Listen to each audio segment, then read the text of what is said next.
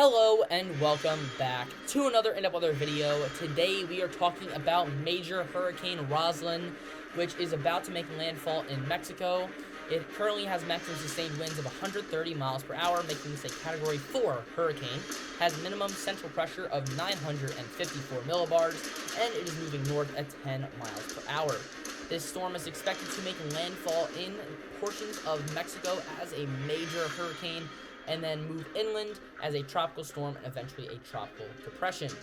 Here's the arrival time of winds and wind speed probabilities turned on. You can see that most of the coastline has a 100% chance of receiving tropical storm force winds.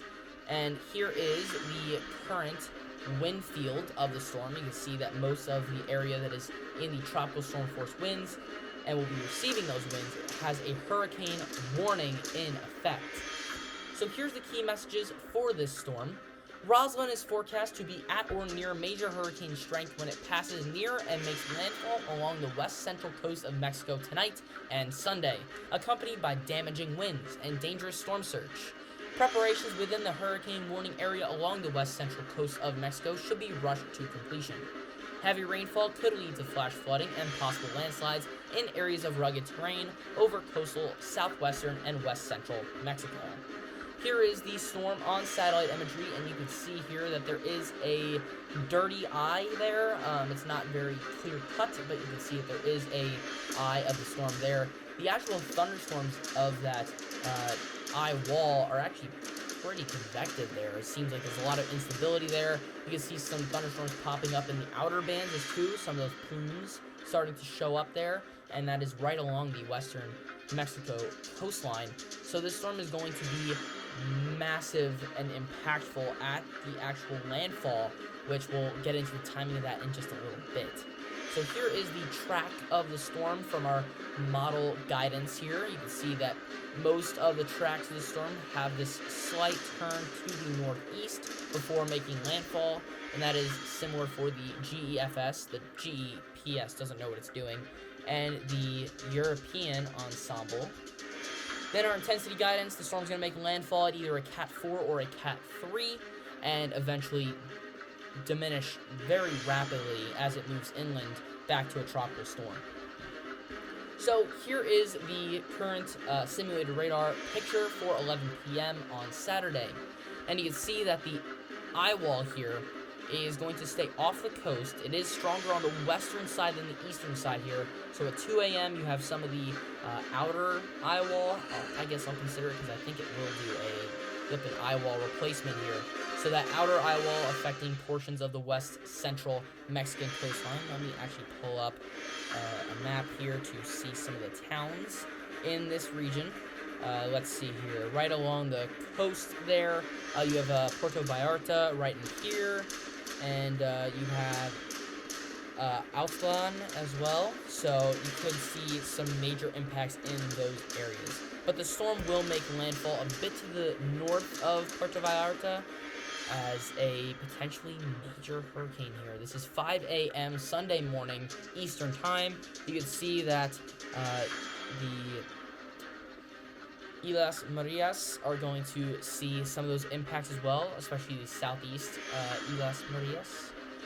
As we move in toward 8 a.m., we are nearing landfall of this storm right around San Blas, as well as Villa Juarez and Guadalupe Victoria.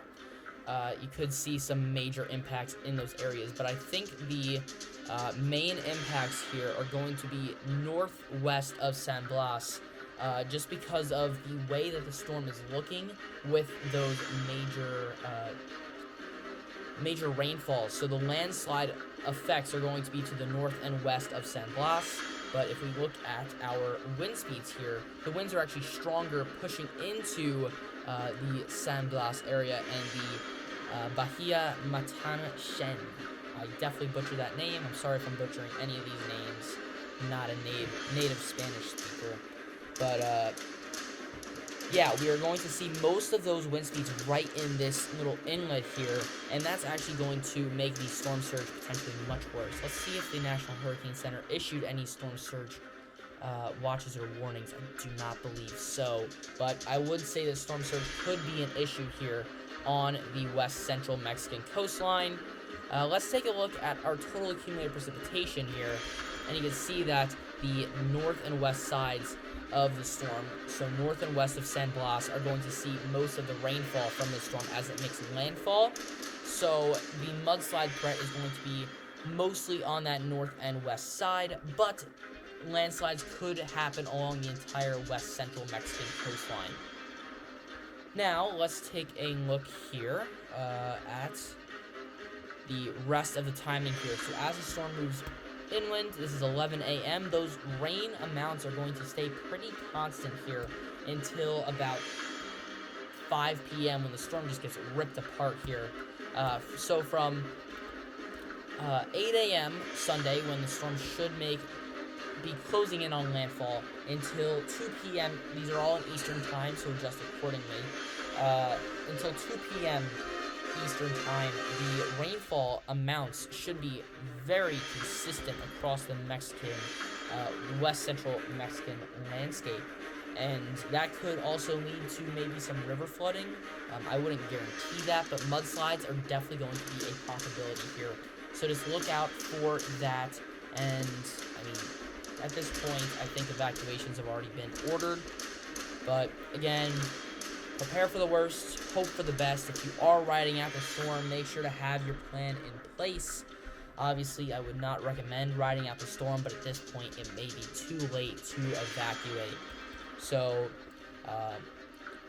thoughts and prayers out to anyone in west central Mexico. This storm is definitely a major one here.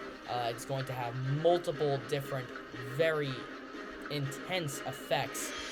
And this storm could be very similar in effects to that of Ian, just a little bit subdued since the wind speeds are going to be a little bit less.